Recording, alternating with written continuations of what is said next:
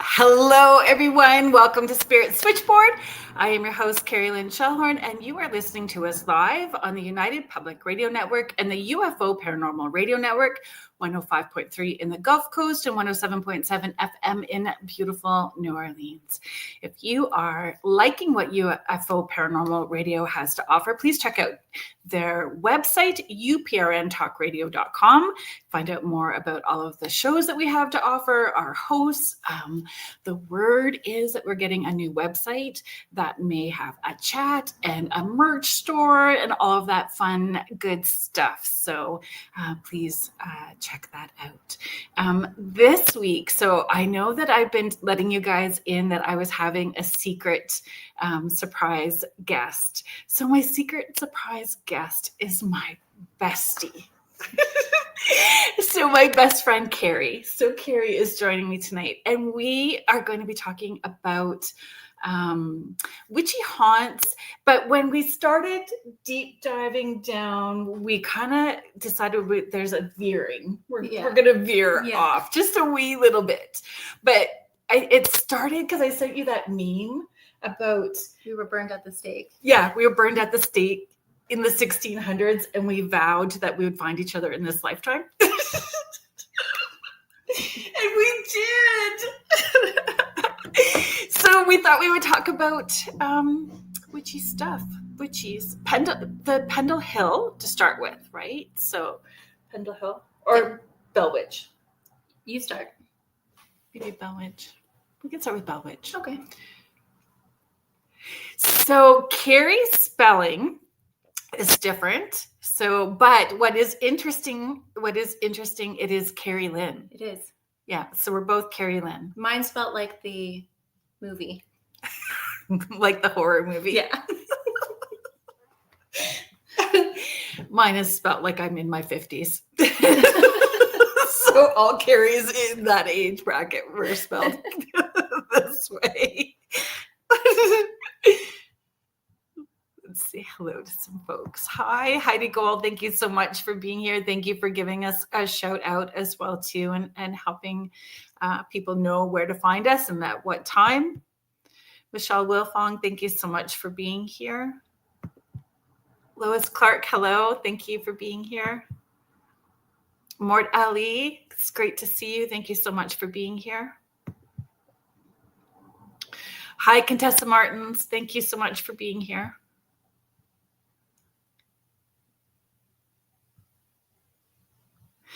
Do you guys, for the folks that are in the chat, oh, hi, Cindy Waghorn, hello, thank you so much. Surrender and Shine, thank you for being here. Julie Dow, thank you so much for being Julie. Beth Beecroft, thank you so much for being here. Hello. It's great. It's really funny, like when we start looking or talking about witches, what people's concept of what a witch is, and then what it actually is, and like what a practice would be, and then how people were persecuted from it. So that was like something else that I wanted to look at. Yeah. Like all of those things that would get you persecuted. Moles, Cursing. freckles. Yeah. Like cussing? Yeah. Or cursing? Both. Looking sideways at your husband, maybe. Oh. That too. You give a wrong look. Somebody else doesn't like you. Yeah. That happened too. You just don't have to like somebody. It's all kinds of reasons. Denise Smith, thank you so much. Yes, this is true. If you are celebrating Thanksgiving this weekend, I hope you have a safe and happy holiday weekend, long weekend, especially if you're traveling.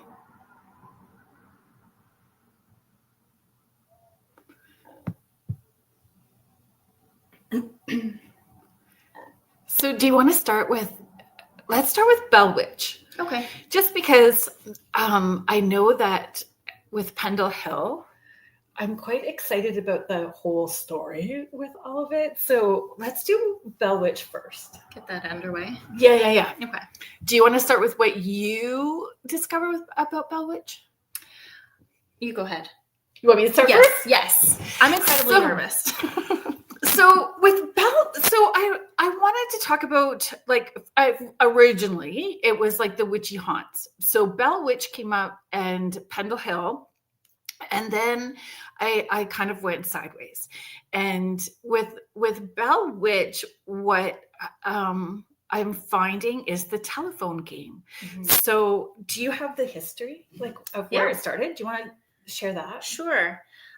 So it originated with the Bell House. Is that what it's called? The Bell House? Yeah, So I think the it was like a haunting- cabin. Mhm. So it was a haunting in 1817. 1817. 1817. So yeah, right when religion is a thing.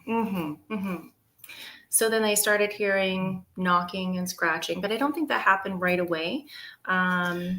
So do you think that, so I heard, or I was under the impression at some point that two brothers found a skull and brought the skull back to the cabin, and then there was more stuff that happened. I didn't know that. Oh. But that's the telephone game thing. Right. Like, well, here's some bits and pieces to it, and then embellished over time. Yes. And then could it be like, so I watched this video. Anybody in the chat know much about the Bell Witch cave or the Bell Witch story? Because the way that it has evolved, to me, the more that we've put our energy into it, we've created that entity or being or haunting, like a tulpa, right? Like, and now they have reports like, don't pick up a rock when you're in the cave and bring it with you, because stuff happens when you have bad luck. They say that people mail stuff back if they've taken it. See, I would have a hard time because I would probably be the one that picks. It would be like both pockets. But there was like reports of this lady who put a rock in her pocket and she broke her leg by the time she went to the, like, down the road. Yes. Stopped at a gas station and broke her leg. Yes. And then brought it back and said, "I'm sorry, you warned me not to do this." Yes. Or taking pictures, even taking pictures. You're not supposed to take pictures? Well, they say if you take at the Bell Cave. At the cave. If you take pictures at the cave, it's all black. Like, you can't. Oh. It's all distorted. So that could be like environmental, couldn't it be? Like ley line and environmental stuff? Probably. Hi, Lewis Clark. Lewis is saying happy Thanksgiving to all my Canadian friends. Hi, Michelle. True. Which part is true, Michelle, about creating it?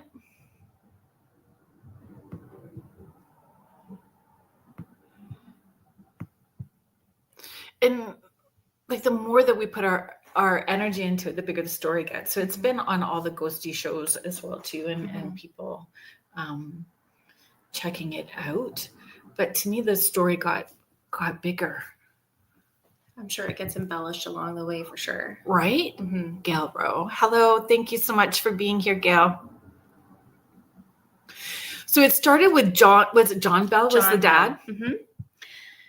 They don't talk about many other people. John and Betsy are usually the ones that pop up. I guess Betsy was the one that used to visit the caves. Oh, I didn't know that. Yeah.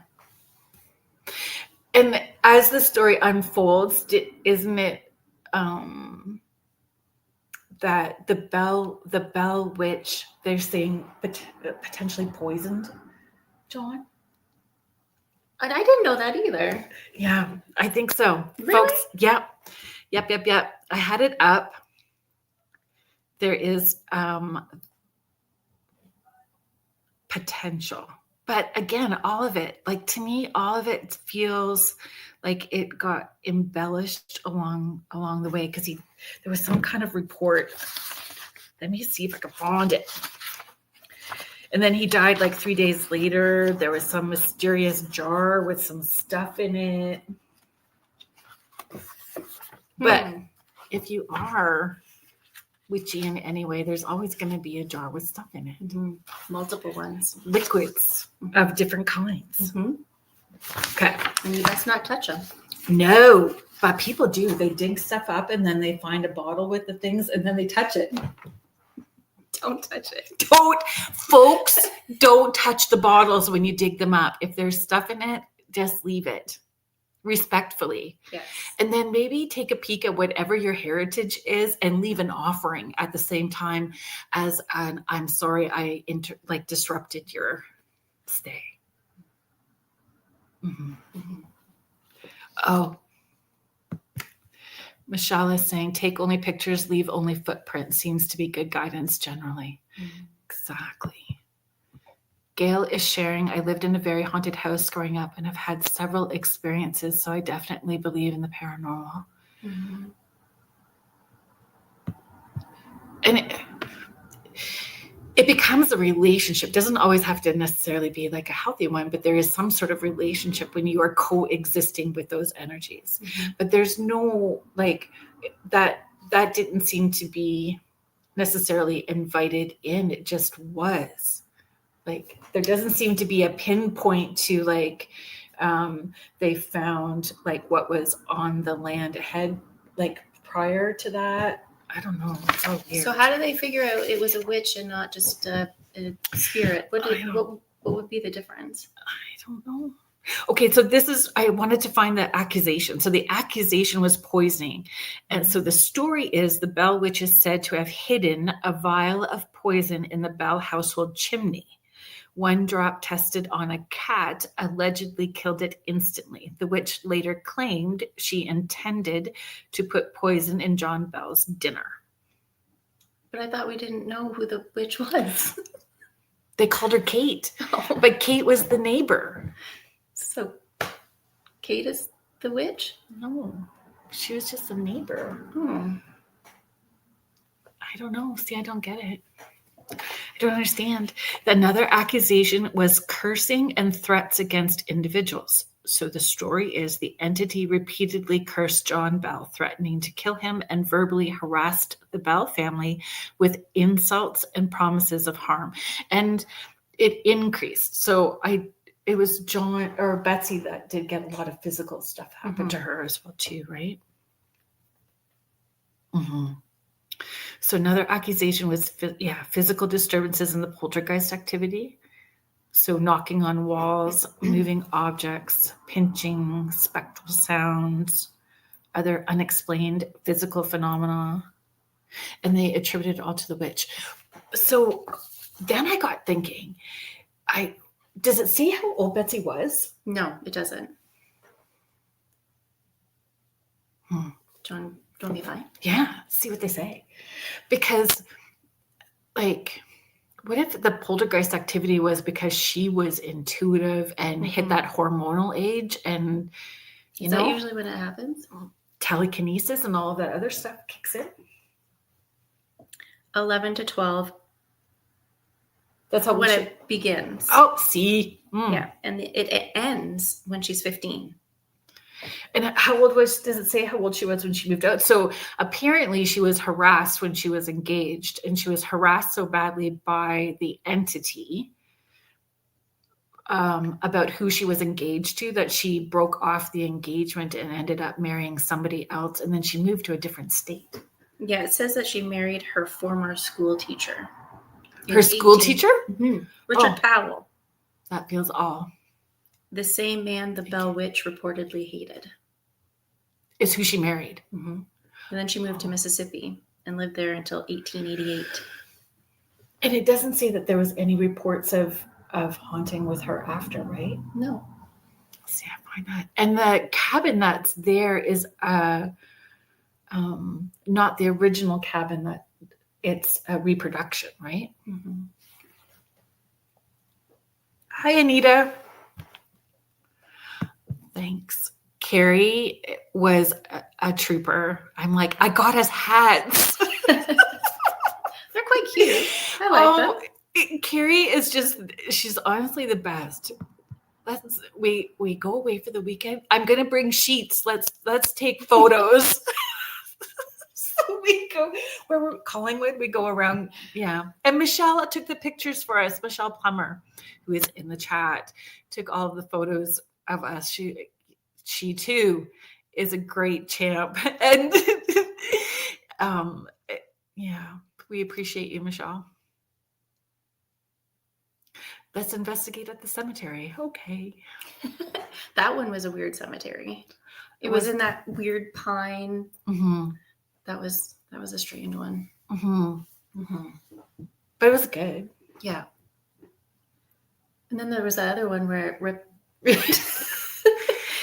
What was it saying? It was saying that they were going to play a joke, a prank. They were going to play a prank, and then the car bottomed out, and we broke your car. But it wasn't that bad. It was just like a heat shield or something. No, like it was something that dropped. Yeah, I know it was like where you put the oil in, and it was flapping. Oh. All the way home. You remember? But luckily, Frank is across the street, so the mechanic fixed it. He just cut it off. Yeah, we got into some trouble. Yeah, but that's how it should be. Hi, Sandy Cordick. Thank you so much for being here. Oh, Michelle, I'm so glad. And you know what? Carrie's never gotten one, so I'm like, tonight when you go home, because we don't live necessarily close, and our schedules are always conflicting, really. So it just worked out that she was going to be this way and could be on the show tonight. So yeah, she's getting her sweater tonight.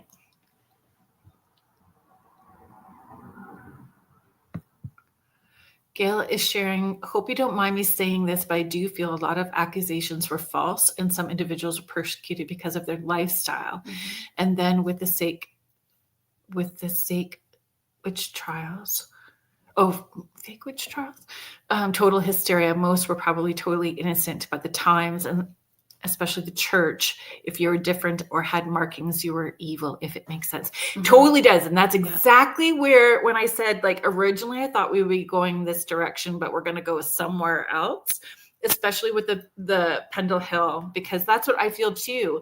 And there is a difference between, I think there was just, I don't know, being in relationship with your surroundings and the land and how you interacted and were in communion with everything that is around you, right? Mm-hmm. And so, yeah, I agree.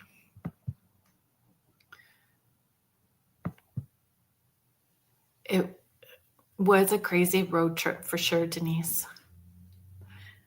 Oh, it is sweater weather in Boulder. She's in Boulder, Colorado. Oh yeah, definitely sweater weather.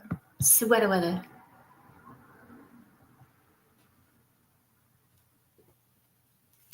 But lots of people go to the Bell Witch Cave, and so with the Bell Witch Cave, they say they hear voices in the cave. And the cave really didn't have anything to start with, anything to do with the haunting. It started in the cabin. The homestead. Mm-hmm. Mm-hmm. But the cave is the only tangible Well, they recreated Did they? Yeah, they recreated the cabin, so you can walk through the cabin. But that's what I'm like, would you project that energy into that space and then create that haunting? Mm-hmm.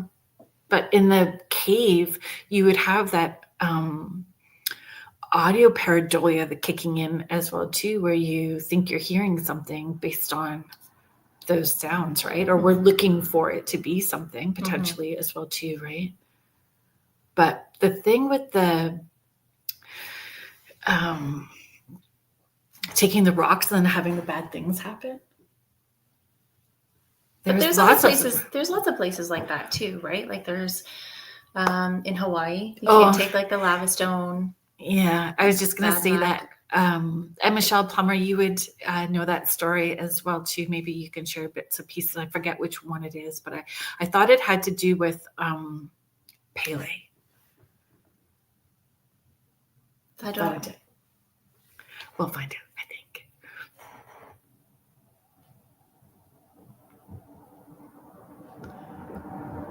We look like trouble, but the good kind, right, Anita? We mostly look for places for food. True. Contessa Martin's back home, the women who used and knew about herbs were called witches too. Well, and that's what I'm getting at. Like when we start talking about the Pendle Hill, all of that comes into play, and that's what I think happens, and it still does happen if you're doing those things that should be natural and normal, are outside of the box and not as controllable. And if it's not controllable, then persecuted. Gail is sharing, I'd have been a sooner for sure. Left-handed, Yeah. Left-handed and a birthmark. Yikes. Hi, Christine. Thank you for being here. You're right. We're going to talk about some of those signs and symbols tonight. Didn't that start with Mary Shipton? Was that Mary Shipton? That she was born in a cave and she was deformed? I don't know. And she was a herbalist. Really? Yeah. I didn't know that. Thanks for telling me. Yeah, I didn't know. Hi, Sherry. Thank you so much for being here. Yeah, I don't know. I mean, not to say that there isn't a haunting, but it just, could it be a curse? Well, one thing that I found interesting was the fact that the Bell Witch was hurting people in the house, but in the cave, she was said to save people, save that little boy in the crevice, and said, "Don't come back here." That's what they heard. So then, would it be elementals in the cave, but the stories are all getting mixed up? Potentially? Possibly. I'm kind of running with, is there a potential that there was somebody intuitive or sensitive, and if there's just big emotions that created its own entity that fed off of the other emotions that it received? I don't know. Definitely seems like that if it stopped after she moved out. Right? Mm-hmm. Michelle Paley's curse, leave a bottle of gin for her and watch the lava flow. I didn't know about the gin. That's interesting. Deborah Hackett-Jones, thank you so much for being here. So folks, Deborah has been a guest on the show a couple of times. She is an amazing medical intuitive, energy healer, light worker. So you can go back and find that show in the archives as well too, and look for her online. So Denise, Denise is sharing possibly due to building on the land. So I thought there were mounds, but not where the house was, but further away. Did you come across that? I didn't come across that. I thought that's what I read, but I could be mistaken. Oh yeah. So there's also, the Bell Witch story also has the shape-shifting stuff. Right? So the witch allegedly appeared as animals, a rabbit, a dog, and other forms, and made animal noises crossing between forms.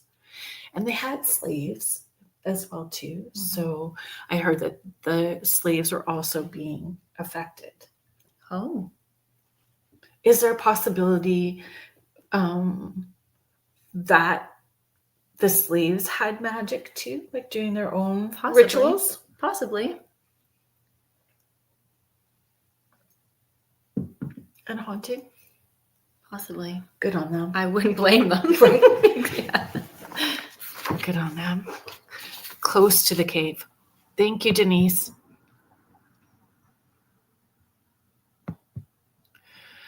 Gail is asking, could some entities feed off certain elements, especially? Yes, for sure they do. For sure they do feed off of big emotions.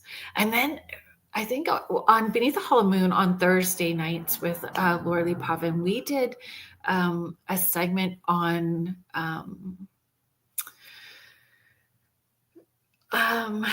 like Canada's Wonderland. What am I thinking? What's the word I want? I'm having a brain fart. Like Canada's Wonderland, like amusement parks. Yes. So we did like haunted amusement parks and stuff like that. But we found this potential theory that dimensional beings, other dimensional beings, feed off of the screams and fear and that energy, just like in Monsters, Inc., like in the Disney movie. Right. So is there the potential? I think that entities can for sure feed off of if they can oppress you with different emotions, I'm sure that they can take as well too and feed off of. I think anyway. From my experience. Okay, what's another accusation? Oh yeah, so the interfering. I think that we chatted about this really quickly, right? So Betsy had all kinds of like years of torment, and again, they named the entity Kate, or blamed Kate, but I don't know how that even fits into the story when she was like the neighbor. Yeah. But they didn't really get along with her, Right. which probably meant that she was just like opinionated, and they didn't like it. Probably. But she pressured Betsy Bell to break off her engagement with Joshua Gardner. And then she married the school teacher. I find that, but I think back then too, like you weren't older as a school teacher either. You could be younger, right? I think that you could be young as a school teacher. I think they married young back then too. I think people only lived until they were like 30 back then. No, because like when we get to that, Chicky was 80. Oh, that's true. But she was like accused of being a witch. So she was herbs, medicine, land. She was probably very healthy. Yeah, for sure. Mm-mm.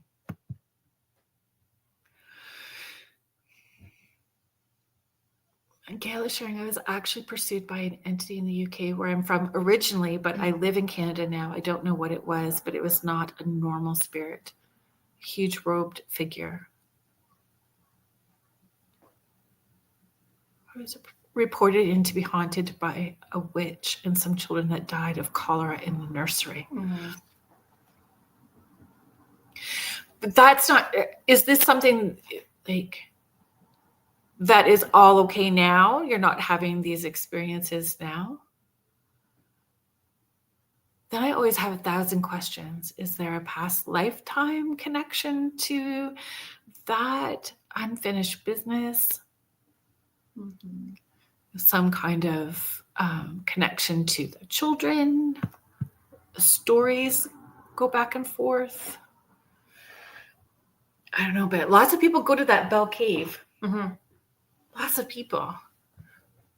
But they're not seeing like you're right, like scratches or. It's more auditory. They hear the things. Don't go in there. Those sort of things. Could that be elemental and not necessarily a witch? Dimensional? Possibly. If it's connected to the land?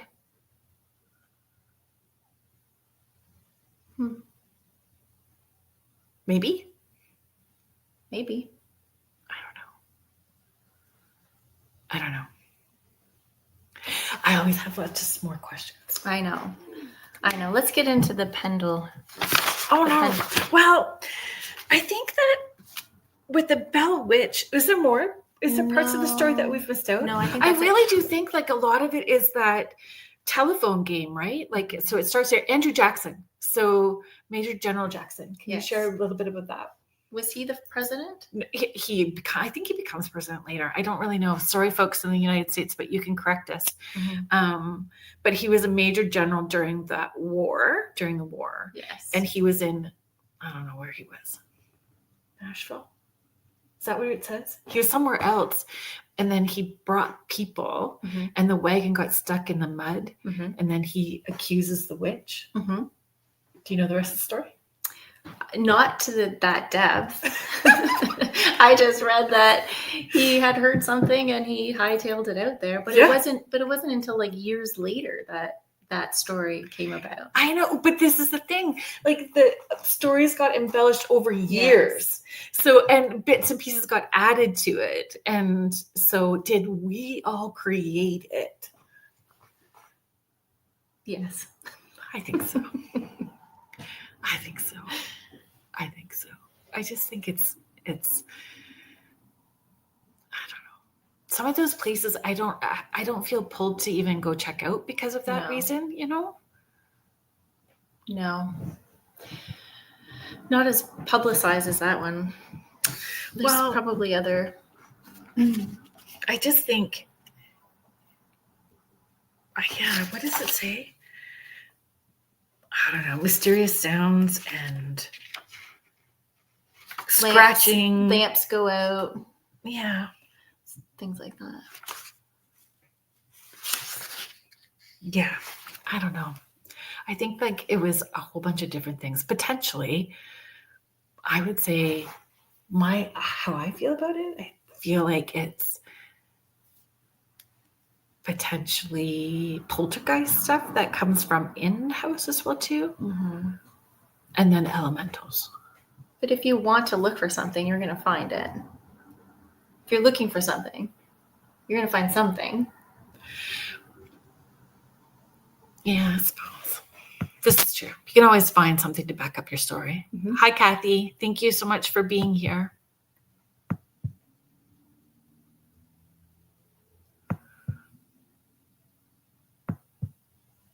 I know that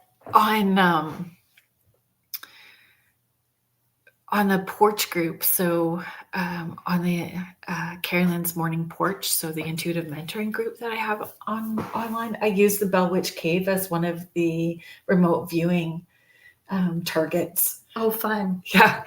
I don't know if anybody in the chat is part of that, if you remember when I used the Bell Witch as part of the remote viewing practice. So when I was remote viewing and it felt cold to me, and there was that tingle that I get when there's elemental stuff, but I didn't feel like there was. I don't know much about elemental. Can you explain that to me?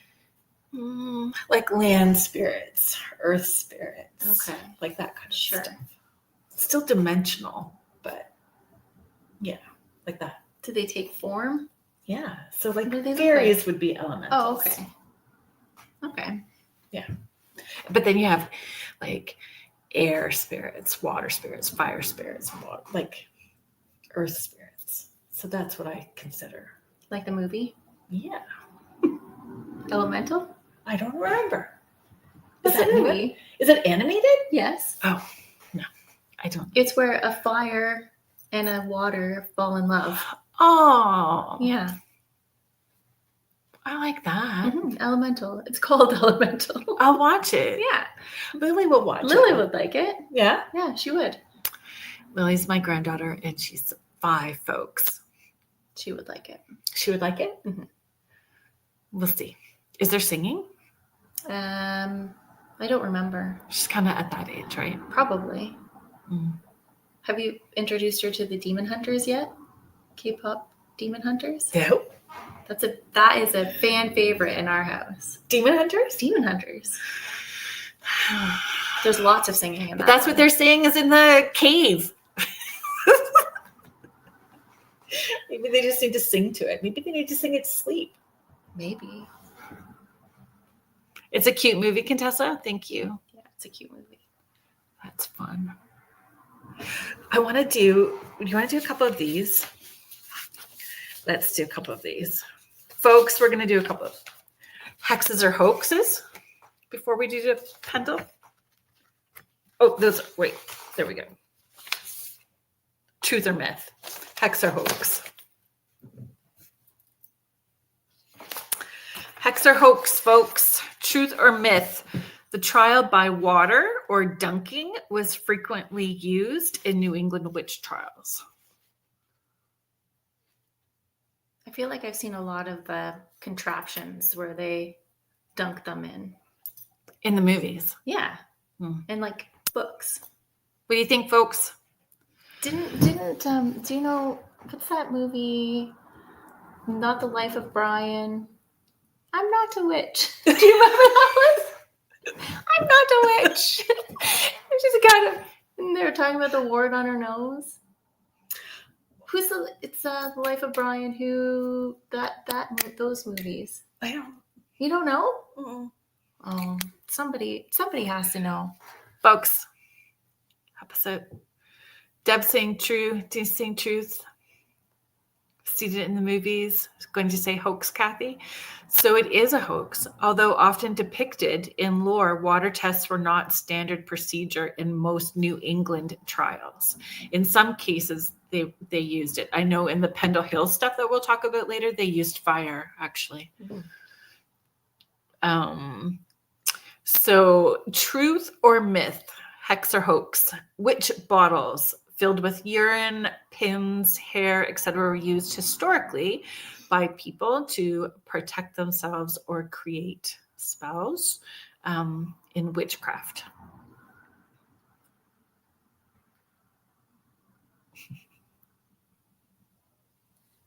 I think we gave that away already about the jars. I know. Earlier. Don't touch the jars. Witch bottles were used in folk magic. But there have been a client or two where I've encouraged to make? Yes. Different bottles. True. That's right, Denise. Put them under your sink.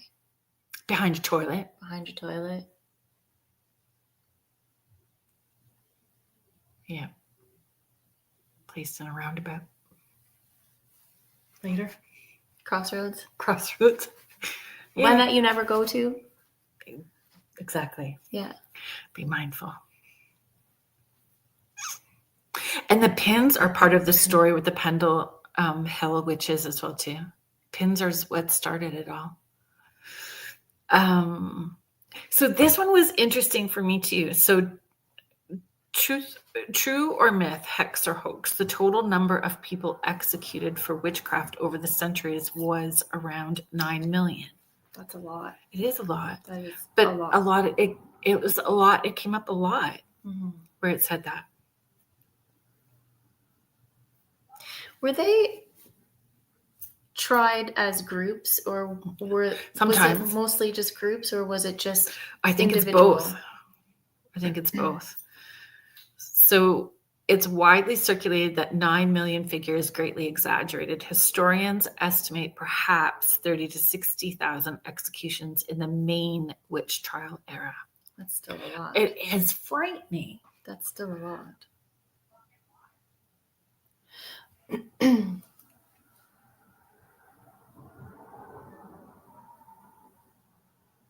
Okay. Truth or myth? Once accused of witchcraft, a person had no realistic chance of being acquitted.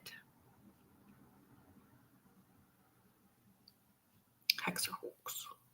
I feel like that is true. What do you think, folks? They say in England, 25% of those tried were acquitted. Right? And I think, oh yeah. But imagine having to, I mean, you probably were tortured before that. Yes, of course. The whole time. The whole time.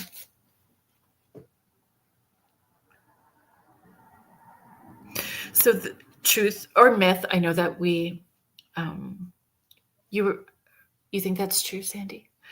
Truth or myth, the witch's mark or the devil's mark was a physical sign examiners sought on the body to prove someone was a witch. And I think, like, yeah, anyway. Say it.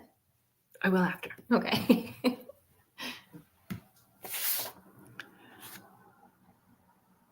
Very true.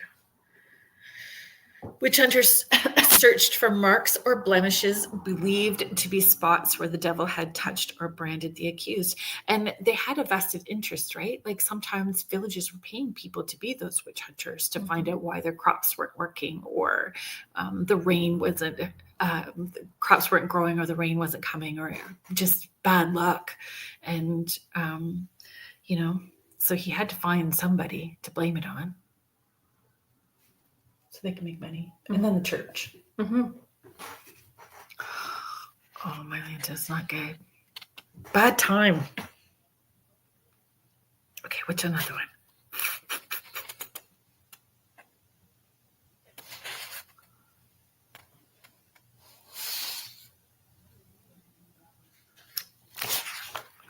Oh, Contessa.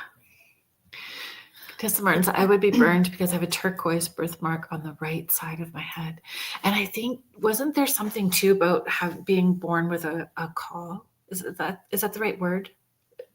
Am I pronouncing it correctly? I think it's C-A-U-L. Cow? Where the sac is actually yes. over here. So that was supposed to also be a sign. I have a birthmark too, so there's lots of reasons why I would have been burned for sure. For sure. Hello, Tammy Jonings. Thank you so much for being here. Yeah, it didn't take much. Like, and a lot of times if you didn't like someone, you could start that rumor. Mm-hmm. And if you were gathering on the wrong day. Or if your husband died and you had lots of good property and somebody wanted it. Horrible.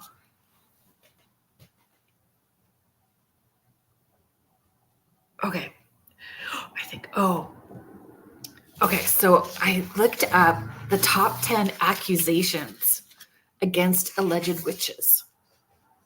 So the first one was doing harm. So doing harm by magic. So they would accuse you of doing supernatural, conjuring supernatural means. So illness, death, accidents, crop failures, livestock, evil doing. That's what they called it. It's pretty broad. Evil doing. Mm-hmm. So number 2, that you made a pact or a covenant with the devil. So accusers often claimed that the alleged witch had entered into a binding agreement. But how would they know that? I don't know. But I don't think I think they just, whatever they wanted to say, they could say. Yeah, and then torture them until they admitted it? Yeah. Mm. Yeah. Exchanging their soul for supernatural powers. There are people that feel they can do that, though. Signing the devil's book, a variant of the devil pact charge. So the accused supposedly signed a devil's book with their name, symbolizing their allegiance. So, are you baptized? Is it okay for me to ask if you're baptized? Were you baptized? I'm not baptized. Neither am I. So folks that are baptized, do you sign a book when you're baptized? Is there some kind of when you get married, you get your certificate, everybody signs paper, it's all legal? I think you do get a baptismal certificate. I do think so. There's something like that? Yes. You don't sign it because you're young when you... Right. But the parents do. Parents, and then... Parents offer you one. Yes. Yeah. Offer you. Yeah, pretty much. Well, you don't have a say. No, you don't. And I'm not knocking. Please don't get angry with me. But I mean, I don't know. I think that there's beautiful parts to religion. There's rituals that are so beautiful across the board. There's beautiful aspects of all religion. But if you are born into it, you don't have an option. No, you don't. I don't know. I talked a lot about all kinds of different religions with my kids when they were old enough. Mm-hmm. And then hope that they would find where they felt comfortable in a community. Mm-hmm.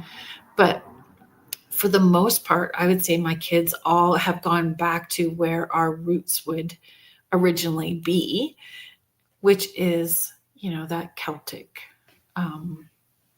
background. Mm-hmm.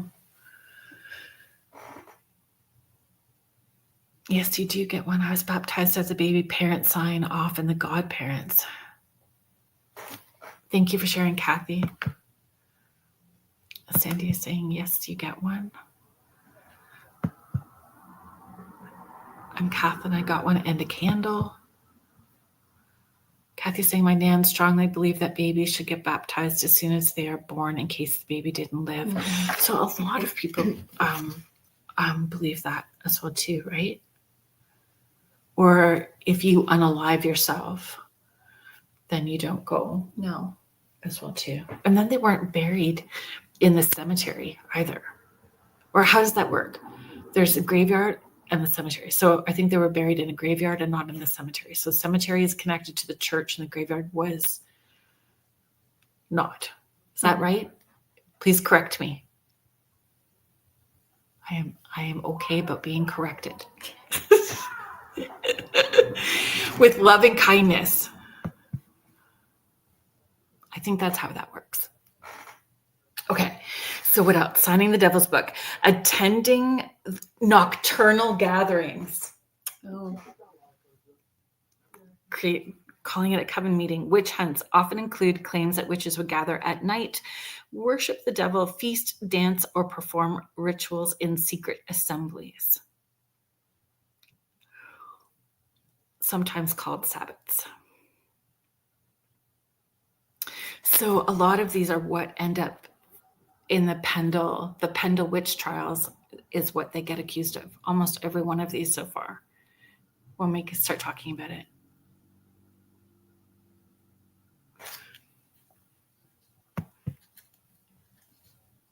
Kathy, me too. Oh, I'd be in trouble for the nocturnal gatherings. Agreed. And I because a lot of times the nocturnal gatherings are not even very people-y. No. And what about a feast? Right. Everyone likes a feast. Contessa Martin's one of my brother. Died hours after birth. And my parents got him baptized just before he died.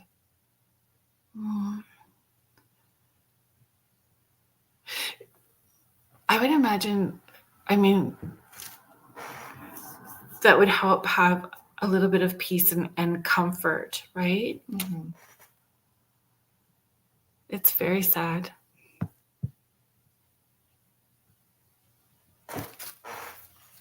Flying, levitation, and aerial travel. I'm up for aerial travel.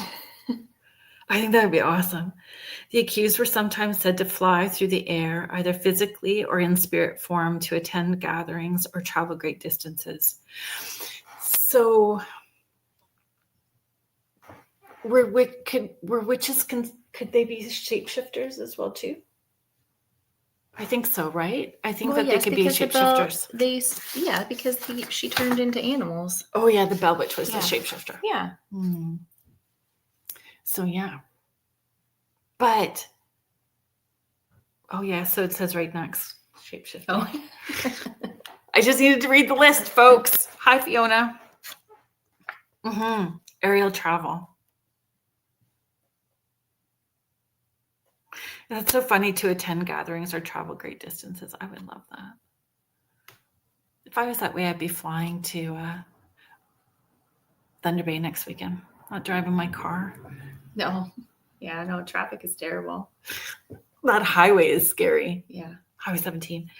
Shape-shifting, animal transformation, or familiar spirits. Claims that a witch could transform into wolves, cats, birds, or have other familiars, so servants. Or spirits often in animal form that did their biddings.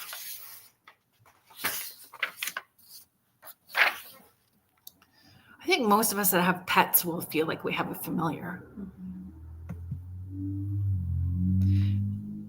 Tammy is sharing, I was born with a birthmark on my throat between the two collarbones, a large cherry red mole about the size of a quarter right in that little divot. It has faded as I've aged and is gone now, but I've often wondered if it meant anything spiritually. But I'm sure back then it wouldn't have been in my favor and seen as a negative mark somehow. 100% it would have been, for sure. Don't they say that the birthmark is how you died in your last life? Do they not say that? I think that some people believe that, or like weird scars and stuff too. But you could do past life regression and lean into that and see, or your own little mind journey. Ask your spirit team to do that mind journey with you if you're open to knowing all those things. And most times when what you're really pulled to, there is some sort of past life connection to, right? I don't know. I think we definitely were witchy. Burn at the stake together? Probably. Communing at night. Yes. Feasting. Dancing. Feasting for sure. Feasting. Jackie Collins, hello. Thank you so much for being here. Yeah. We're going to get to the Pendle Witch trials next. Cursing or bewitching others. See, I would just, that happens a little too often. So the accusation that someone used spells, potions, incantations, or curses to afflict neighbors, children, animals, or fields, making people ill or livestock die. And we're not saying that couldn't potentially have happened, but it happened so much, and it happened to people that were not doing anything.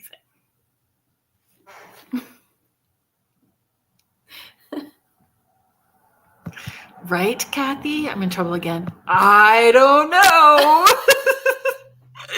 Where does a third nipple fit in spiritually? Guess it depends on who answers that question. Poisoning, use of potions, brewed drugs, and enchantments. Accusations of concocting harmful potions, ingestible poisons, or magical concoctions that would kill, maltreat, or bewitch others, sometimes tied to herbal medicine or folk remedies gone awry. But that's what they were cunning folk, right? I'm sure a lot of people died by ingesting the wrong type of mushroom or Herbs. berry or herbs, back then. So then, but the people then that's their written journals as well too, right? Keeping written, and then the sharing of that knowledge generationally, right? Because I did you do any research about witch trials in Canada? No. So I wanted to know if there were, and there were a few, probably more than what I was able to dig up right away, but like Newfoundland, Nova Scotia, in that area. And that made sense to me because people immigrating, that's where they would have landed first, right? Is in that area. And I think there was a few in BC, but I'm not sure about like where they were immigrating from. I guess Viking time. I don't know. Anyway, but lots of people that immigrated, so they would have brought that old tradition with them. But I think that's where, if you understand where you come from and move back to that, that's why all of that feels so natural when you're doing, and it's being in connecting with that part of you that remembers, right?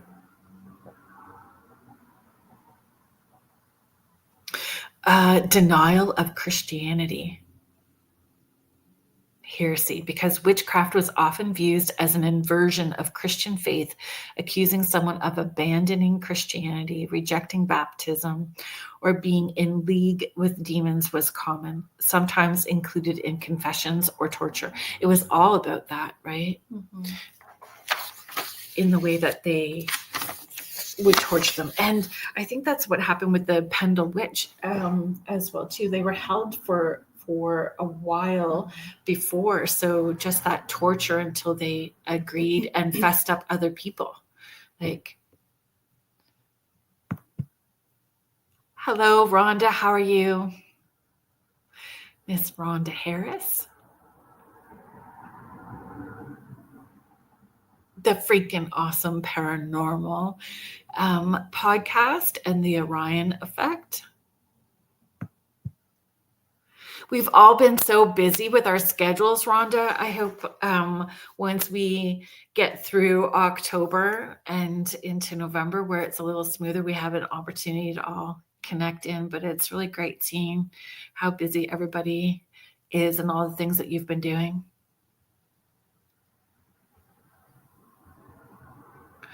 Oh, Tammy, that's pretty interesting. Tammy is sharing, I was just given a book, The Path of the Witch, for discovering which type of witch you are. Have either of you read it?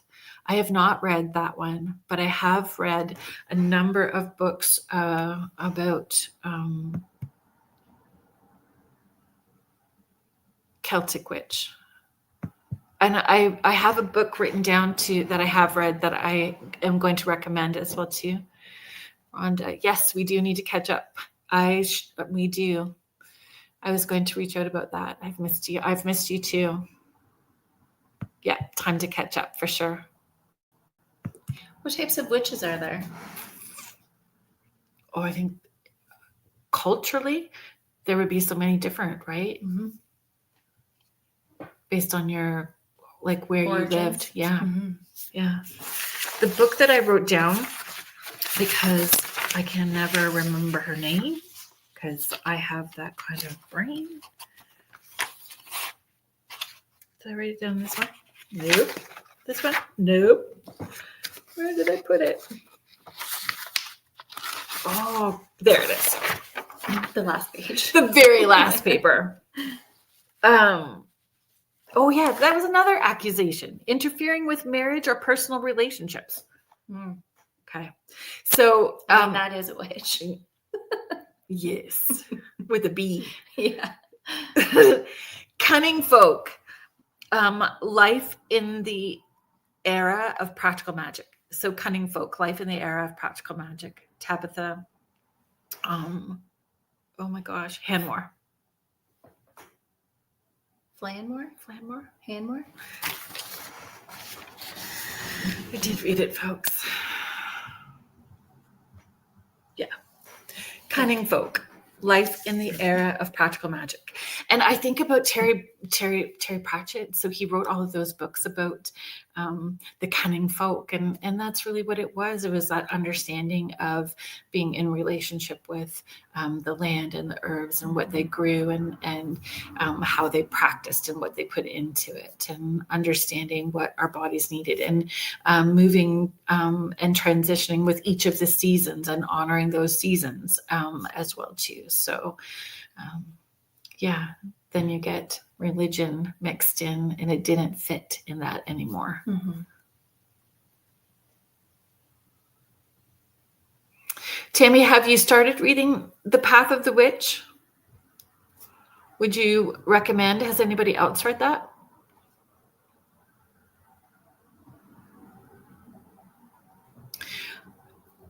Before we start with the Pendle Hill witch trials, I'm going to do our station ID really quickly. So if you are just joining us now, thank you so much for being here. You are listening to Spirit Switchboard, and I am your host, Kerrilynn Shellhorn, and you are listening to us live on the United Public Radio Network and the UFO Paranormal Radio Network, 105.3 in the Gulf Coast and 107.7 FM in beautiful New Orleans. If you are liking it, what you are listening to, and you would like to find out more about the different shows and hosts that UPRN has to offer, you can head to uprntalkradio.com. All of our shows are listed and our hosts. There's always something new, and there's something for everyone. It's not all high strangeness and paranormal. We also, I heard we are getting the website is being updated, potentially a chat, which would be awesome to have it all in one spot, and a merch store as well too. And today my special secret guest that I have been so excited about having on is my best friend Carrie, also Kerrilynn. Yes, also Kerrilynn. Also Kerrilynn. Yeah, also Kerrilynn. Lydia Prattis. Oh, thank you for sharing. The Path of the Witch by Lydia Prattis. And I feel like if you tap into where your ancestors are from, and you lean into that, it just feels like putting on a pair of comfy old jeans, right? Like you're leaning into what your history and family was. So there's that connection that will feel familiar the more that you lean into it and understand that. They say also, if you can find food that you used to eat, like from your origin, your body reacts better to it. That's interesting too. Yeah. Or doesn't react, whichever one. Well, I'm glad that you're here, Rhonda. Perfect night to join. I've been looking for new reading material. Okay. Pendle Hill Witch Trial. This was like, I got right into this as we got going. I didn't know anything about it. I don't know if Kathy is still here, if you know anything about it. So I got to tell you who the players are in this story. Yes. So we'll start with the players of this story. So they called her Mother Demdike, so Elizabeth Southerns. And they say that Demdike means demon woman. Demon woman. So Elizabeth Southern, so also known as Demdike. So Elizabeth Device is her daughter, so daughter of Demdike. James Device is son of Elizabeth Device, and Allison Device is the daughter of Elizabeth Device. So James and Allison are the grandchildren of Mother Demdike. So we're going to call her Mother Demdike. And then we had this other family. So Anne Whittle, also known as Chaddocks. So she is Mother Chaddocks. And then we get Anne Redfern, who is the daughter of Chaddocks. Then there is Alice Nutter, kind of an unfortunate last name. Yeah. Jane Bulcock, again. Another one. Unfortunate last name. And then John Bullock, son of Jane, and Catherine Hewitt, also known as Mold Heels. So these are the people that were part of the Pendle Hill witch trial. And it all started with Allison. So Allison Device, and she was 17 at the time. And she went to the market and she wanted to buy pins from John Law. And John Law refused to sell them to her because at the time, pins were known to be used for witchcraft. And he refused, and it's said that she uttered a curse at him. And then eventually he just died of a stroke. Dropped dead. Yeah. It says moments later here. Yeah. Moments later. Fast acting. Dropped. Anyway, so then it starts from there where they are being, she was told on, somebody reported her as being a witch, and then she gives up her family members. Now, these two families, both the Demdikes and the Chaddocks families, were bitter rivals. Like they both did, they were both cunning folks. So they herbal remedies and understood, were healers, and people flocked to them. They were very busy, but they were very bitter rivals at the same time. Probably competing for business. Right. Mm-hmm. Yeah, competing for business. But then if they were really like, clearly they weren't doing anything against one another. No. They weren't conjuring against each other. But they were definitely rivals, at least from the history.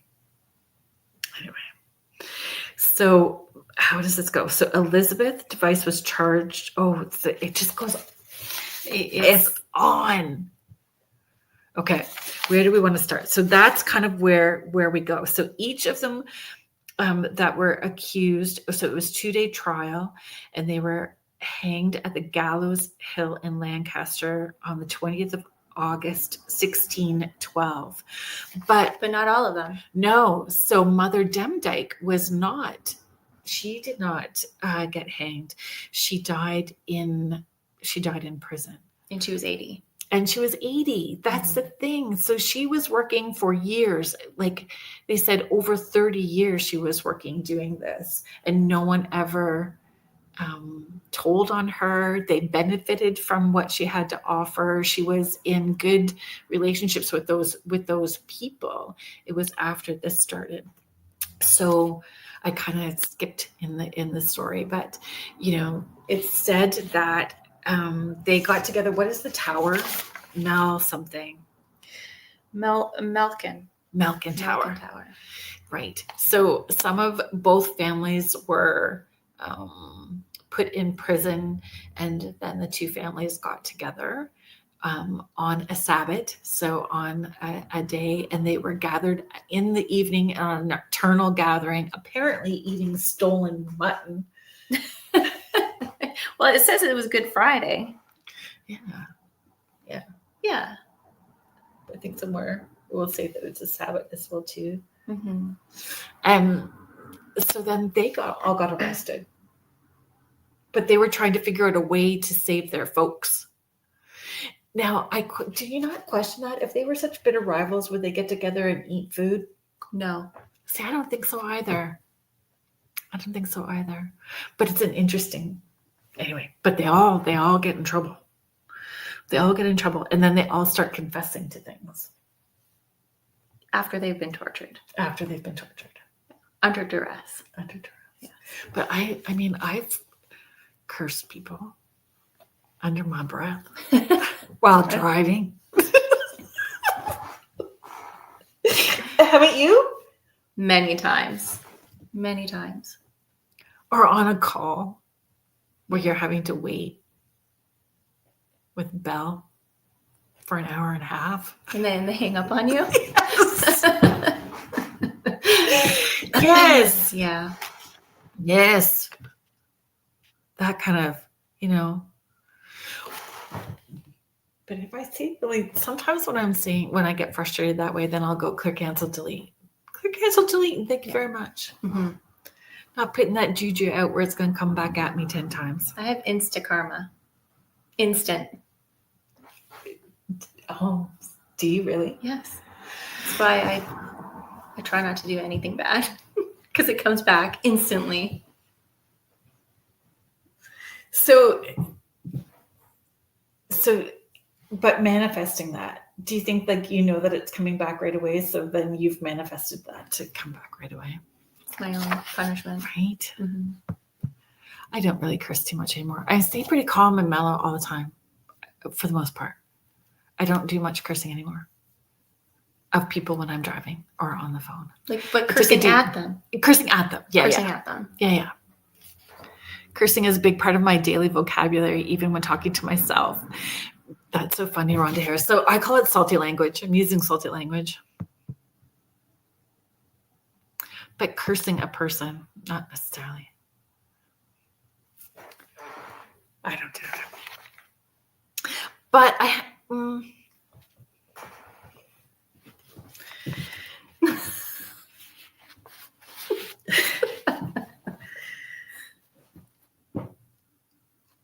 so I have made a jar or two. Yes. I put a couple people in a freezer. Yeah. Mm-hmm. It's necessary. Yes. It was just necessary. And you felt better afterwards. Mm-hmm. Mm-hmm. Yeah, got everything. And then when and then the kids know when you're doing those things. Yes. So when we talk about that kind of stuff, though, it's your energy when you are so caught up in your head and you're ruminating about something, and then it feels like that one thing is making something else worse, and it just snowballs. Yeah. So you're putting that energy by doing a spell, or however you're doing that, you're putting that energy into a positive end outcome instead of redirecting, so it's working for you and putting you more in alignment. And then when you understand where you come from and what your heritage is in that background, and you're putting those wisdoms into place at the same time, it just becomes this very magical place of ease and knowing and confidence and clarity, and it's all good. Would superstitions then be classified as witchcraft then? I would think so. Yeah. I would think so. Like hanging things on the top of your door, like horseshoes and... What is that? A chicken foot? Oh, it's a chicken foot.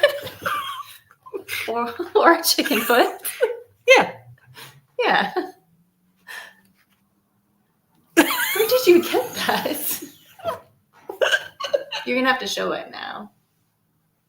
So that's one our friend made for me. Sure. And then I've got another one that I made for on the porch. That one was supposed to be in my old van because it was not working properly. So there was all kinds of things going on. So that chicken foot in particular was protecting my van. And then when I didn't have the van anymore, I got rid of the van, then I brought it into my office. So now. Did you hang it from your rearview mirror? Yeah. Yes.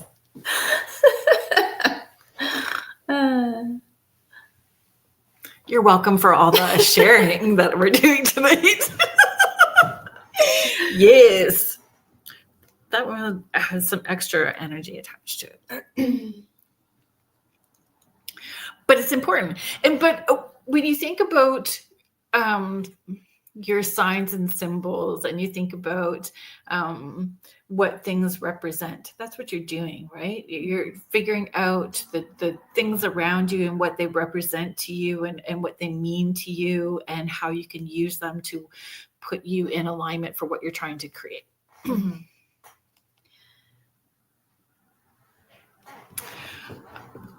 Oh, Carrie, good for you. Thank you so much for being here. She's saying, hi, ladies. Happy Turkey Day weekend. I got my big bird out thawing. We're not doing turkey this year. You're not doing turkey? No. What are you doing? We're going to do gluten-free, celiac-friendly mac and cheese and cornbread and a ham. You can get cornbread that's gluten-free? Mm-hmm. Oh. Mm-hmm. We're going to make it because we got my kiddo with celiac, right? Yeah. So Denise, I can help you out. Just send me an email. Yeah. And I'll walk you through the steps, but you can do it. You're doing a ham too? Yeah. We're going to do roast veggies and all that kind of stuff as well too. And it feels like, I don't know, we had that weird weather originally. Mm-hmm. So, but until then it felt like we were ahead, like it felt like we were moving out of summer into fall rather quickly. I don't know. We've been pretty lucky. It's been nice and warm for longer, I think. I don't know. It just felt weird. Maybe it's just energetically for me. Mm-hmm. It's been a crazy couple of weeks, that's for sure. Months? I would say, well, yeah, but different. Yeah. It's just been different. The last couple of weeks, I know that this time I talk about it frequently, like that phrase, thinning of the veil. Mm-hmm. It irritates me. It gives me stink eye tight butt. It does. It's just like, what the heck, thinning of the veil. So, and I understand why they say it, and I get all of that. For the way that I have been feeling things lately, I don't even feel like there's a veil. I just don't. More and more people are consciously aware. More people have raised their frequency level.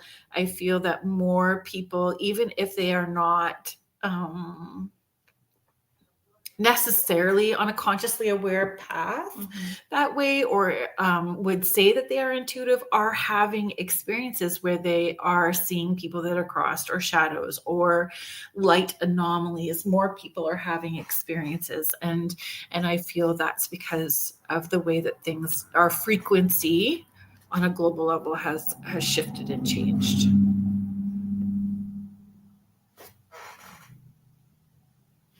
If anybody in the chat has a thought about that, please chime in. Have you, or like even dreams and astral traveling and all kinds of stuff? Yes, vivid dreams, exactly. More people are having experiences. So Carrie's saying, yeah, I only do turkey for Thanksgiving. I do a roast for Christmas and ham for Easter. I've done barbecue ribs one year for Christmas. It's all about gatherings and breaking bread that matters. I agree. We did Chinese one year, actually, for Thanksgiving. I know that may not have been traditionally what but we all were in the mood, so that's what we decided to do because we were together. No cooking. It's great. Prime rib. We do prime rib quite a bit for Christmas.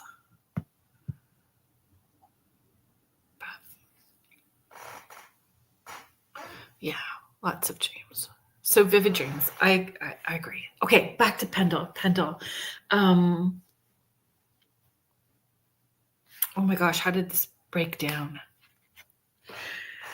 So Elizabeth Device, who was Mother Demdike's daughter, was charged with murders of James Robinson, John Robinson, and Henry Mitten.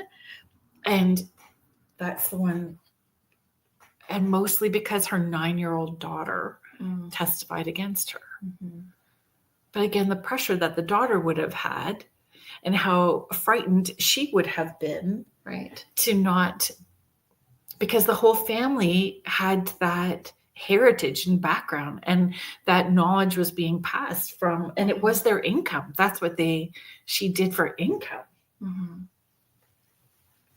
And who knows what they were saying to her at that time. Alice Nutter's case is notable because she was not part of either of those families, but she was still involved in the trial. And then I thought, I didn't know if there was reports. Oh, I found some. There is. I think I wrote it down for you guys. I'll tell you in a second. So we'll do this, and I had a squirrel moment. Sorry, folks.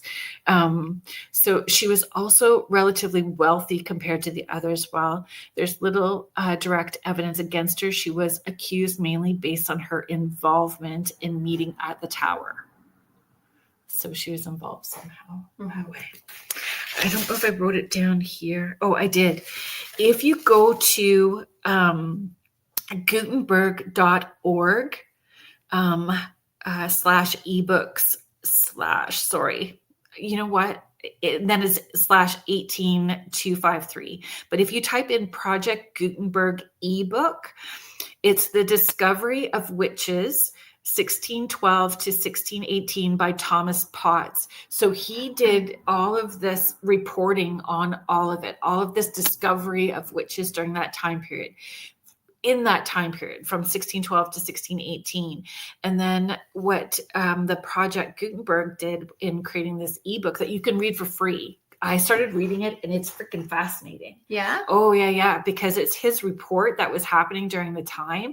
And then they break it down for you in between. So it's like written in Old English in 1600s, right? And then they break it down and how that culturally affected people in years to come and all that stuff. So it's pretty interesting. And then it's not, because so many people have also filmed Pendle Hill and talked about the investigations and all that kind of stuff. And not all TV folks are above board, or, so sometimes it's entertainment, so made for TV and not necessarily truthful. You have a more accurate reporting this way, potentially. I feel it feels that way. Not that all of them are not truthful, just saying that some of them are. So you have to use your discernment in what feels right for you. But it's the Project Gutenberg ebook, Discovery of Witches 1612 to 1618 by Thomas Potts. So this case with these witches started in 1610, and they were hanged in 1612. Right? 2 years is a long time to be tortured. Right. Yeah. And she was 80. She was 80, but she did. So again, they don't say, I haven't got that far in the ebook, but they didn't necessarily say when she confessed to having signed the book of the devil, when she confessed to doing those things. So they're saying that after the fact, not necessarily prior. And they didn't say that there was any accusations that harm or bad luck to neighbors or mutilations of livestock or anything like that. It was just that her daughter accused her, or granddaughter. Yeah. Granddaughter accused her. Yeah. Yeah. Yeah. Wild. Right? Oh, there was more there. Sorry, I went all sideways. Oh. So English cunning folk appeared to work alone or in small family groups. So again, it was tradition within that family structure that they're passing down from generation to generation. And there was no word of covens or creating covens where it was like a community of people. It stayed within each individual family and as part of who they were in relationship to the land and what they were doing with that. Yeah, so it was a family trade for both of them. I don't know, innocent victims. So Annie Whittle, so she was a Chaddix. She was the mother Chaddix. She ended up confessing to bewitching her landlord's son, her motive being that he attempted to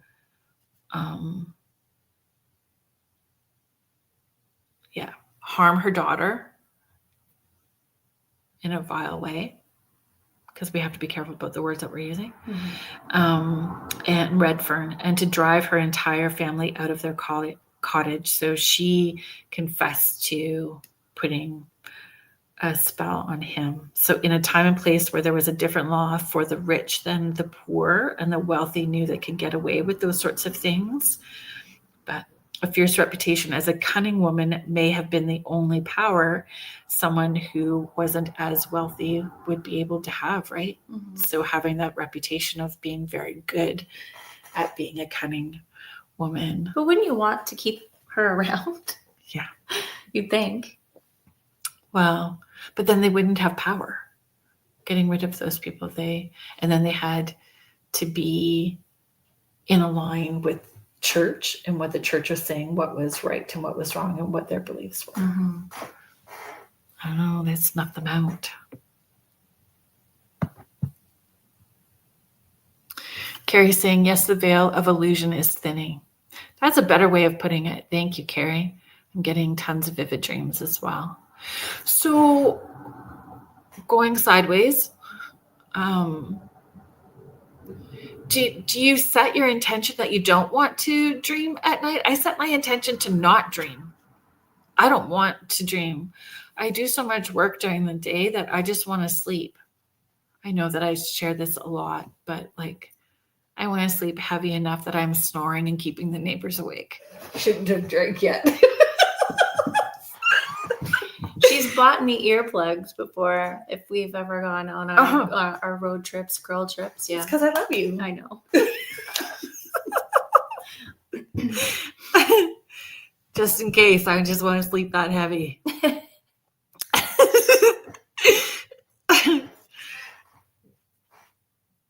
Anybody else? Because there's some times that I don't mind doing nighttime work when I'm sleeping. Yeah. Do you set your intention, Carrie, to just not dream, or ask your folks to for the night off so that you can feel more rested first thing in the morning. Like, I was going to ask, do you feel like you're exhausted when you wake up? if I don't set my intention, yeah. Then I feel exhausted. And because I'm doing so much work every day, that I just don't want to do any nighttime work. Sometimes I'll feel like I know that I'm getting that buzz where I know that there's some sort of download or something that I'm trying to integrate. So I'm just asking with as much grace and ease as possible so that I still feel rested in the morning. But I try to do that like on the night where I'm not having to be doing a lot of work the next day. Because I'm kind of like in that zone so much. Wow. That's wild, Mary Jane. Mary Jane is sharing, I want to dream. I do my best travels in my dreams. Oh, and Contessa, sorry, I wanted to pull that up for you. I dream every night, even when I nap, I dream. I want to be a champion napper, but I can't. I can't either. No? I wake up in a miserable mood. I wake up panicked, like I have forgotten something. And I don't really have, I just wish I could, maybe I need to create that time in the day to be able to do that. I did it today. I had a session this morning with a client and I was able to nap a little bit. This week has been hard. So this week we've adjusted to a whole new routine because my granddaughter is with me like between 6 a.m. and 6:15. So I try to be up ready for her before she gets here. So starting my day very early. And I love it, not complaining, but it's an adjustment. And getting her dressed. And is daylight savings coming? Is it this weekend? Next weekend? I don't remember. Are we losing or are we gaining? We're losing.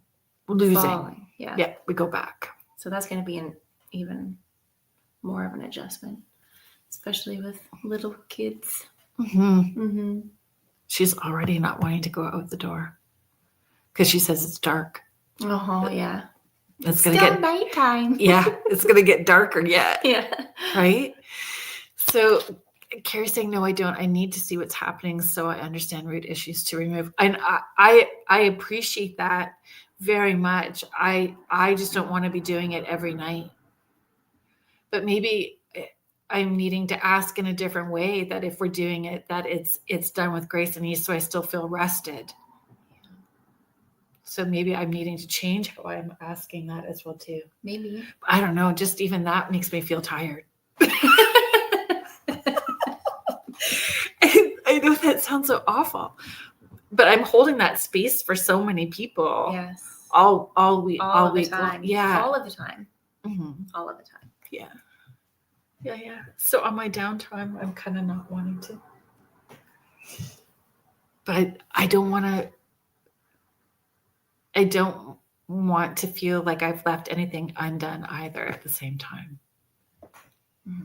Because I don't want to come back. But we say that.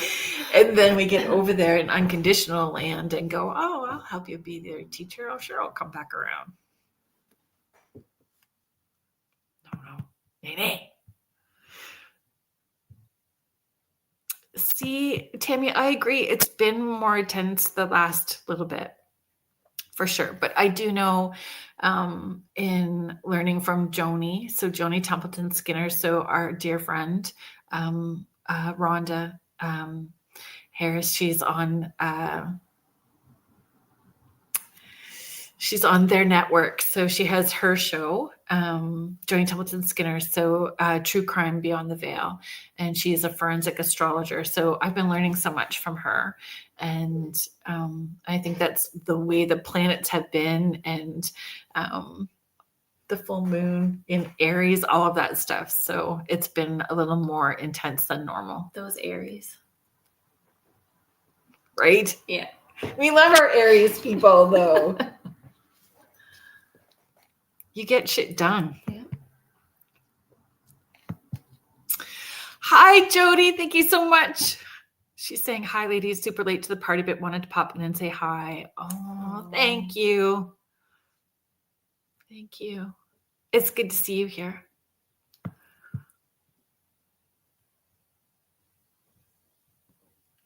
I don't think they can see, like, my tablecloth has bats on it. No, probably not. You have matching pajama pants. And I have matching pajamas. On it too. Matching pajamas. So everything is all bats. Carrie's saying, I don't ask to not see my dreams. Very telling to what is happening with my soul, and we can communicate root issues to remove. So I find, like, so I set an intention and set aside time to do that work as well too. Oh, Denise, thank you so much. So November 2nd, our time is changing then. It is exhausting, completely understandable. And that's why you always know when people are really doing the work, and it's not all love and light or surface stuff, right? Like when it's just fluffy and when it's really fluffy, you know, they're not digging necessarily deep, that it's buzzwords that are getting attention because it's gritty and uncomfortable and hard. Mm-hmm.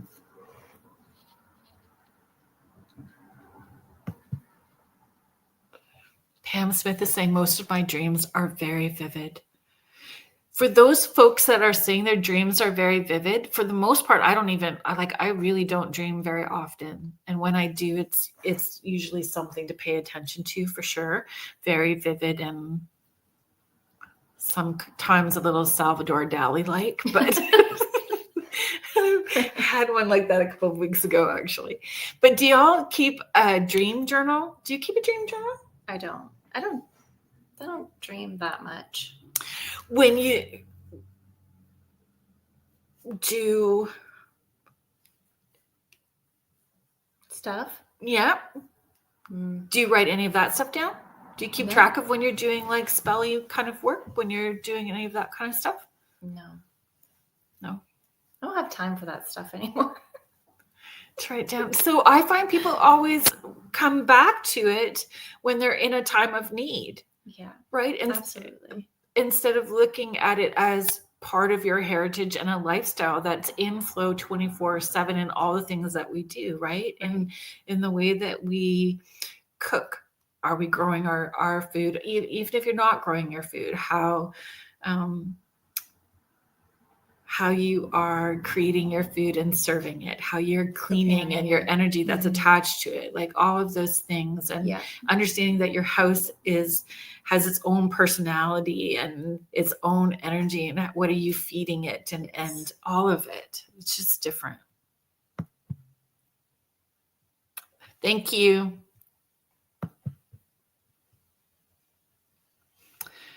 Yes, to explain it better. Gotcha. Shadow work is hard. You do keep a dream journal. That's awesome. Do you know what's so funny? Another place of hearing the word journal, as soon as I hear journal, I do the stink eye tight butt thing again too. That feels like so much more work. It does. But I know that I've shared this with clients as well too. If I see that I'm doing a letter, then I feel motivated to do it. Like, so in that kind of stuff, I have to write a letter to myself. So I'll write a letter to like 6-year-old me, or I write a letter to my 15-year-old me, and then I follow through with it. Especially if I'm writing letters to my loved ones in spirit or ancestors that I haven't met yet. So writing letters to them, then I follow through with doing stuff like that. But if I I don't know what it is. Maybe it's like the little defiant child in me that goes, what do you mean I gotta keep journaling? No. But if I say I'm writing letters, then you know that's what I'm doing. It's different. Yeah. It's not journaling. Totally. In my head. So that's how I have to fake it till I make it, right? Tammy is sharing, I don't, but almost all of my dreams contain water in some form or another. I have floated in a few before as well, too. The sensation was amazing. That's wild, eh? And do you understand what the water symbolizes for you? Denise Smith is sharing, always feel like I'm working in my dreams, but as soon as I turn my head in the morning, it is gone. Although I have recalled and wrote down people and feelings the past month or so. Yeah, the last month has been a lot for many people.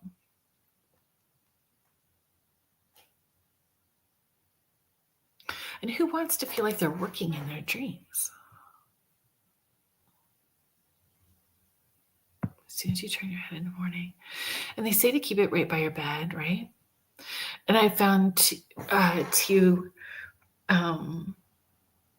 so I thought I would just like voice record instead of writing. Yeah. But then I'm just like not motivated to get it off and into a file and then do It's work. It is. But the writing letters is working. Yes. So That is a great piece of advice. It's working for me. Mary Jane, I don't keep a dream journal, but should. I remember my dreams and details for such a long time. See, then I get caught up with the coulda, shoulda, woulda. And then it creates the guilt and shame, for me anyway. So I'm just like, this is what we're going to do in this moment. This is as much as I can do in this moment. We went all sideways from the Pendle Hill books, but it's okay. It's all good. Right? No one wants to work in their dreams.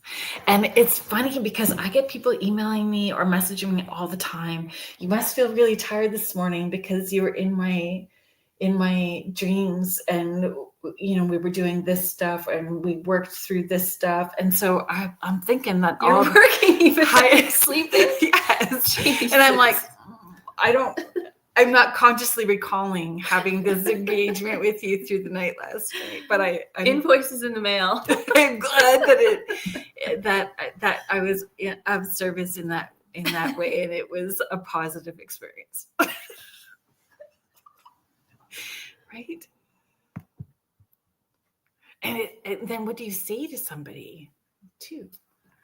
I must feel really tired because you were like really in my dreams and we were working on all of this stuff. I get very socially awkward, folks. For a Leo, I'm not a great Leo at all. I'm like,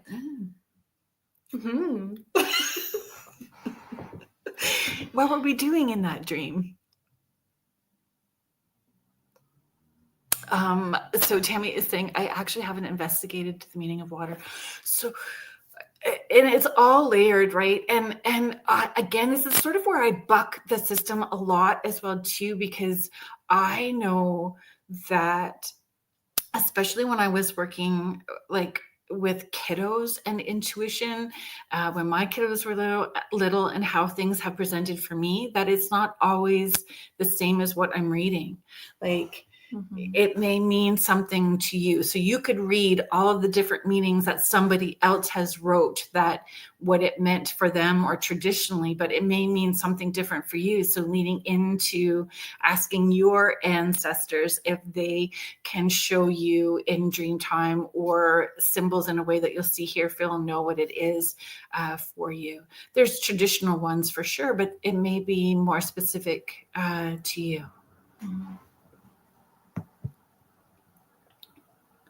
What about burning paper notes? Oh, burn paper notes.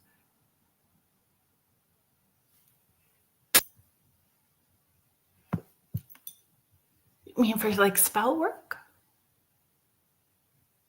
Manifesting? See, this is where like people don't necessarily look at it as doing spell work when they're writing and burning their intentions or what they're letting go of and releasing, but it's all a ritual. Anything that's a ritual. It's just the words that you're choosing and stuff like that. Do you burn paper notes? I like bay leaves. All right. I burn bay leaves as well too. I've burned paper notes as well. Petitions. Right, Heidi, that's what we were just saying as well too. Write on bay leaves and burn.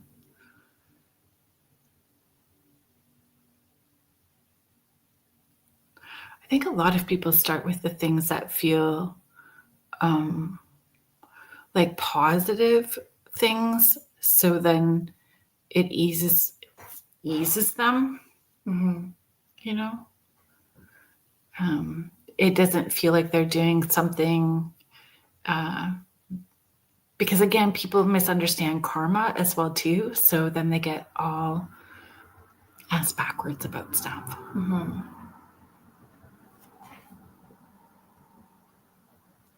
You're a Leo rising? Gotcha. So Denny, is this something that you do?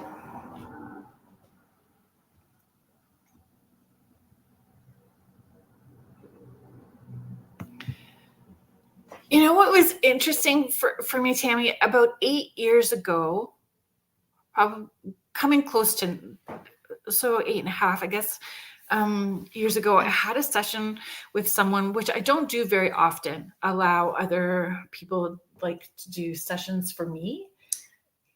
Right. Do you remember? Yes. When he was talking about ancestors for me? And it was like, I felt dumb. Like I hadn't even thought about that. I knew, right? Like my grandparents and my great grandpa and the things that they used to do as far as intuitive stuff. And I just didn't think about going, whoof. And then when I did, everything changed. Right. It just all changed. Yeah.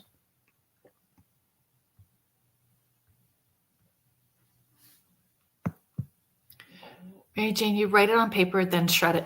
When you're shredding, when you're writing, are you also setting your intention and putting your energy into each part of it?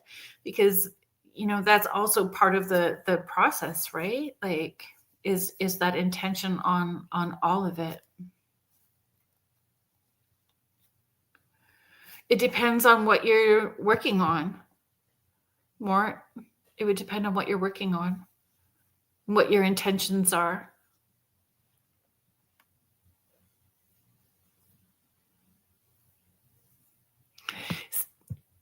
Yes, Michelle, I get that. See, Michelle's saying, yep, I see you at a certain place in my dreams, same location usually. You're always a camp counselor, but you never speak. Then you know that it's dream time. When I'm not, You've shut down. When I'm not speaking. So I know that happens, right? Where we're still doing that work, but anyway, not yet. But I'm seeing it done more.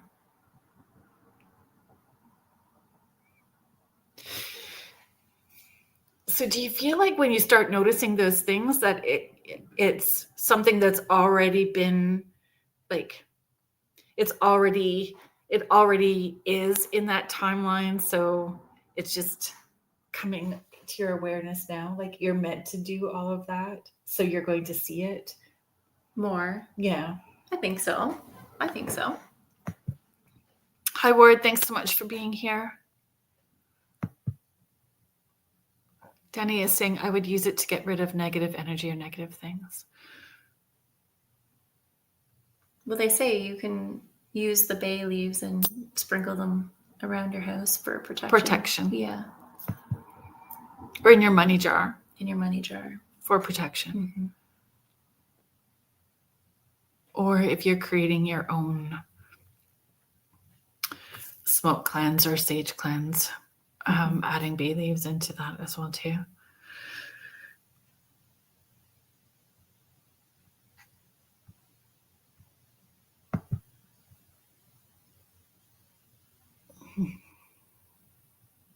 Oh, that's interesting, Ward. I realize that I never hear sound in my dreams, but hereby understand what is happening. So annoying. sometimes that's how information comes in during sessions for me too. It's knowing what the words are, not always hearing it. I don't know. I call it inside ear. It's my inside ear working. Not my outside ear. Inside ear. We have to wind down. Thank you so much for hanging out with me. You're very welcome. Thank you for having me. I just love when I get to visit you. And I'm going to see you again in a few weeks. Yes. So Smith Falls, folks, I will be at the Station Theater doing Love, Life, and the Afterlife, What the Other Side Wants You to Know. So we're doing a talk, Q&A, doing a message gallery as well too. And the VIP folks get to stay after. And we're doing an investigation of the theater, which I'm super excited for. So next week, we will be doing a replay. I'm not sure which replay. If you guys have a suggestion that you would like to send me, please do. Because I will be at the Lake Superior Paracon in Thunder Bay. I'll be doing a talk there as well, and a gallery and a small workshop. There is a fantastic lineup next week. It is 2 days this year instead of one. So there's even more things that we will be doing. Oh, Kathy, I'm so glad that you're coming to Smiths Falls. I took a trip up there to check it out and to. It's a beautiful drive. It is a beautiful drive. Yeah, and the theater is amazing, and there's definitely like stuff happened when we went there, so it'll be super fun. Yeah, I think so. I'm looking forward to it. Anyway, so thank you so much. Thanks to everybody that was in the chat. Thank you so much for chiming in. Folks that were new here, thank you for being a part of the community. I appreciate all of your comments and suggestions and questions. I appreciate all of you. So thank you to Joe Montaldo, the owner of our network, and Michelle DeRoche, our station network manager. Yeah, so next week, remember that it will be a replay, but I may, if you follow along on social media, try to go live on the channel. So it's Kerrilynn Off the Porch. And I'll try to post pictures and things that are happening behind the scenes for you guys there. So thank you. So thank you, everybody. I hope you have a great and safe long weekend. Thank you to the United Public Radio Network and the UFO Paranormal Radio Network, 105.3 in the Gulf Coast and 107.7 FM in beautiful New Orleans. Please stay tuned for Jeffrey Pritchett with the Church of Mavis coming up next. Have a good week, everybody. Bye.